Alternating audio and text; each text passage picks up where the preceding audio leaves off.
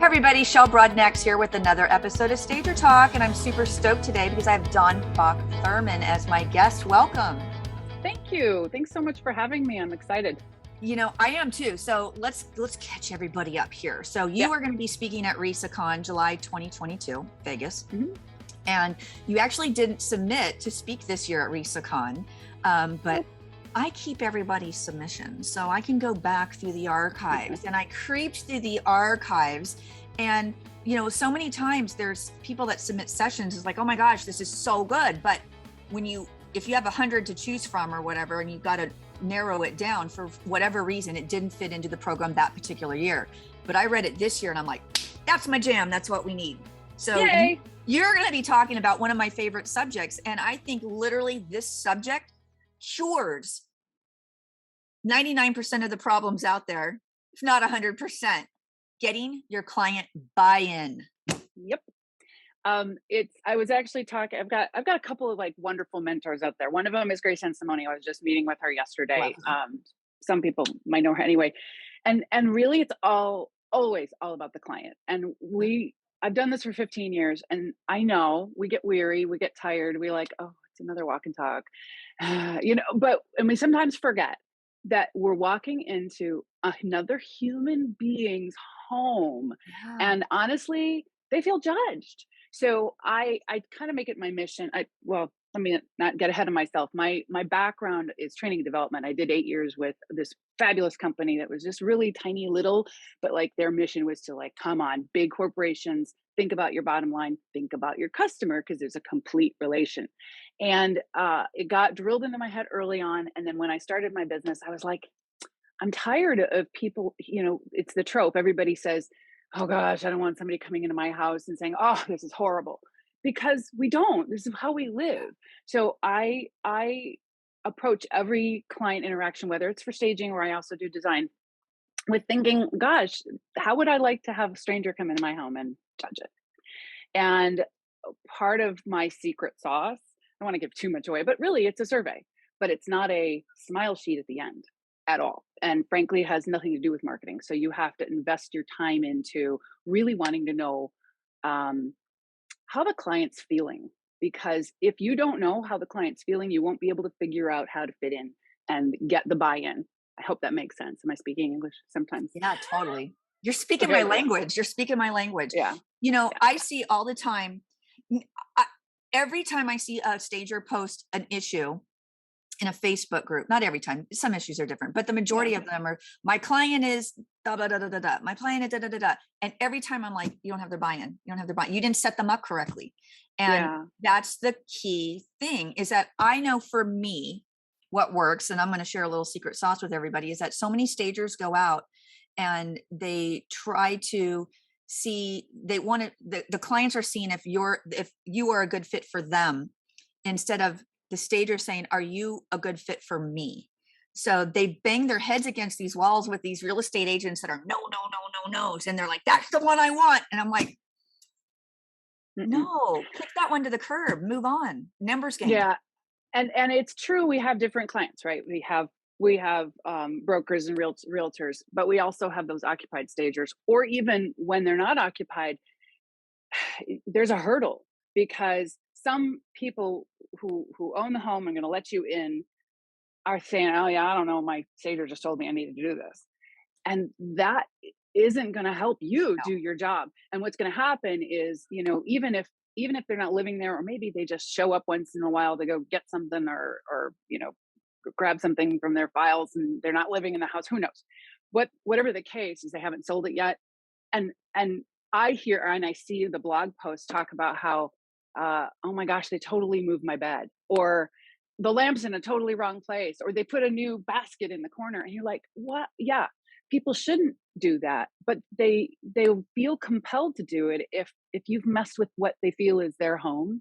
Yeah. And you haven't gotten their buy-in. I mean, it's bottom line, you have to get their buy-in and help them understand. And it goes beyond just educating, like, here's the statistics, here's why you should stage. We all know that. And I'm kind of going beyond it. It's more psychological. And there are ways to set up your clients, whether it's the realtor or the homeowner. And truly I like to get to the homeowner really.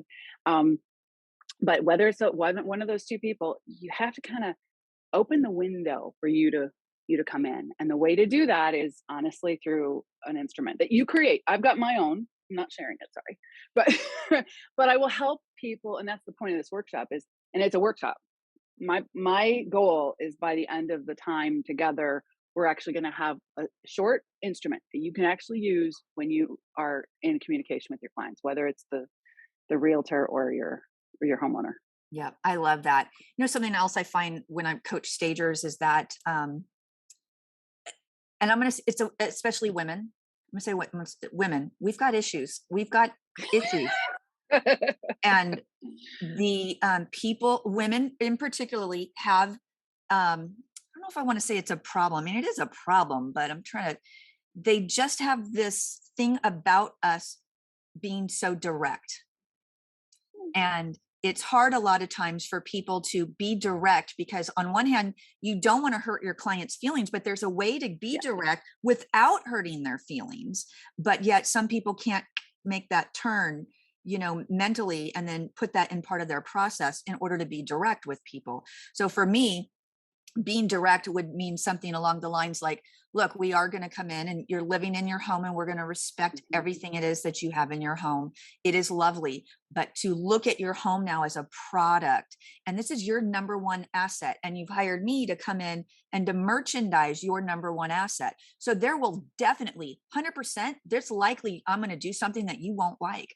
And that is Mhm. okay. It is completely okay if you don't like it, because what I stage all the time, and not this is what I would say. I'm not a stager, but if to presenting it, I would be saying, I stage all the time, and there's things that I do that I personally don't like. It's not my style. But this isn't about my style. It's not about your style. It's about what's going to sell your property. So if I do it and there's things that you don't like, I don't want you to panic, because that's completely normal and it's okay. Mhm. And just being that direct and explaining, giving them a heads up ahead of time that you may have a certain reaction to something, but that is okay. Trust the process and we're going to move it forward. And I think a lot of people have a hard time being really direct in that manner. And I think you're right. A lot of people, we need to be direct. We need to be able to give them that information. And it's about setting them up to be receptive to that. We'll Yes. all have our own styles. I mean, I will talk a little bit about communication styles in the workshop too, so that you can be more cognizant of how the words you use and the actual words and pronouns and all the things that you choose affect another human being. We all have triggers and we can all, we can all agree that everybody's different, but there's some basics that sometimes we forget when we're talking to people. There are tricks that I use as a designer where if I walk in and I see something completely hideous on the wall, and I mean nobody should have that on their wall, I will say, so tell me about this, and invite it. Some people see through that and go, well, actually I hate it too, but my husband loves it and I can't do anything about it, right? Or but it invites a conversation rather Yes. than walking in and just looking at it and going, I can't play poker. I really can't. So I have to focus my energy on making people feel more comfortable if Yeah. I really don't like a place. Uh, but my point is like there's different techniques to use and to be more cognizant of how you're using language. And it's as simple as remembering I statements like I feel this way, rather than so you're doing this, so you're doing that, and everybody immediately feels defensive just with Yeah. one word. So I'll talk about that. We'll do some workshops, little exercises about how to recognize maybe ways you don't realize that you're communicating and how you're making your clients feel. Clients feel. Yeah. Yeah. I do love your approach on tell me about that. I like inviting the conversation. You find the elephant in the room where this has got to go. And a lot of times when you ask, you can say, it's just really how you say it, but you can say, tell me about that. Or you can say, oh, wow, that's so interesting. Where'd you pick that up at? What's the story behind Hmm. this art piece or whatever it may be?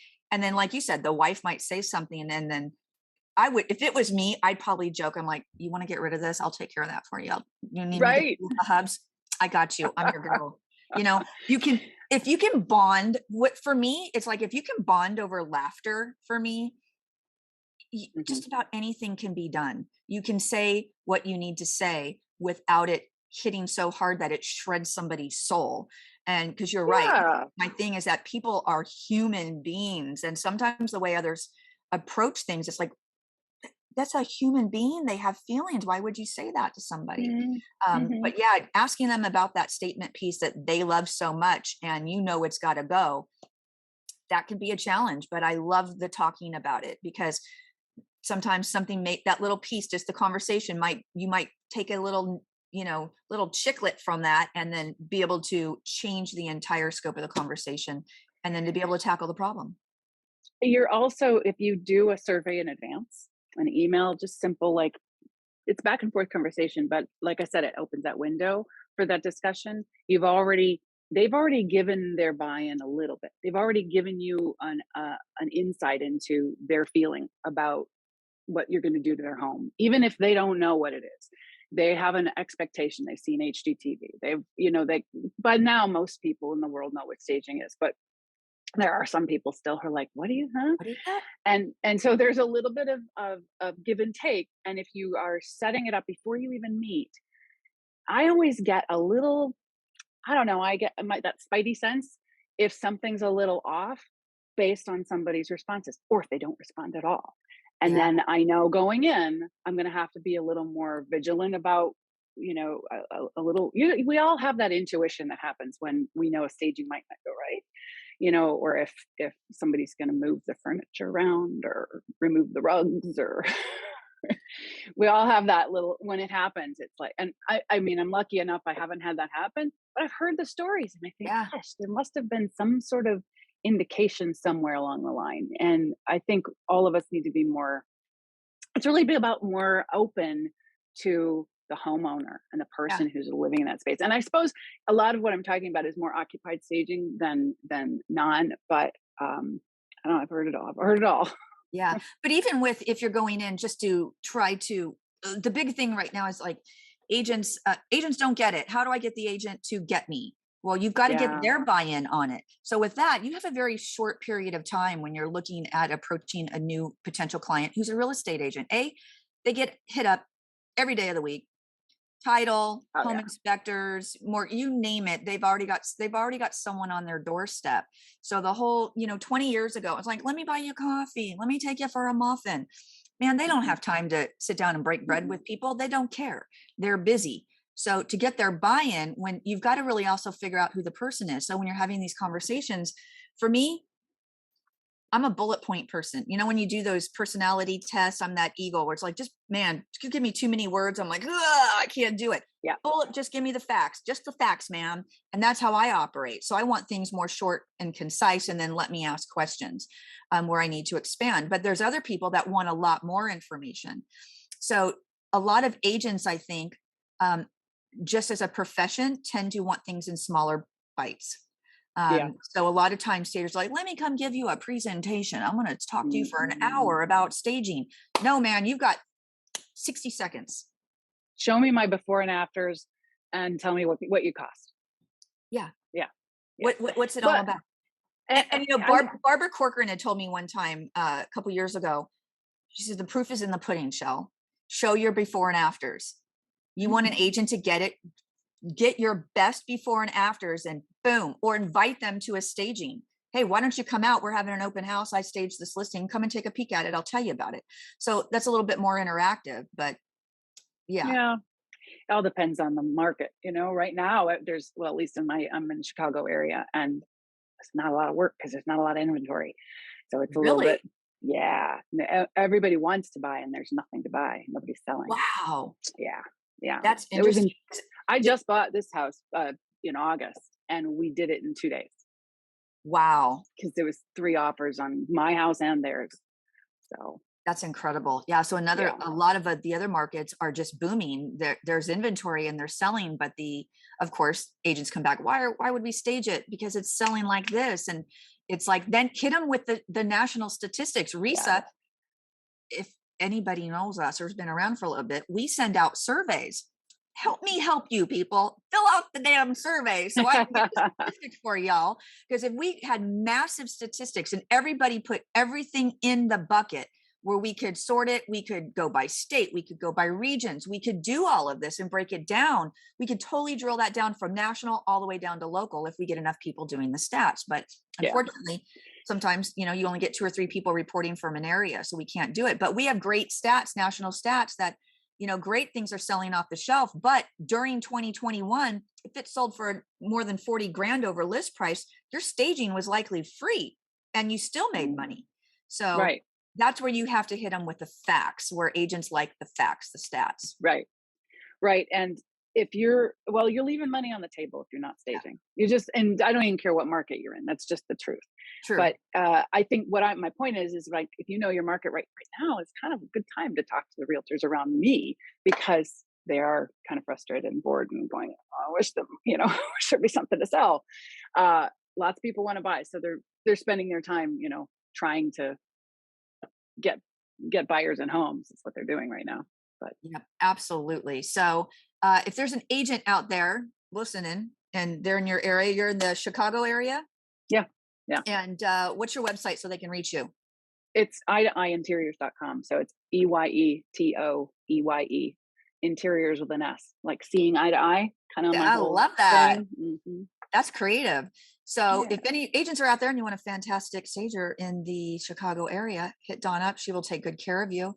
I'm super excited about your session. Like I said, I crawled through the vault to pull it out. And when I sent you the email, I was like, oh my God, please just say yes. I really want this topic. So thank you so much for saving me. You were my shero of the day that day.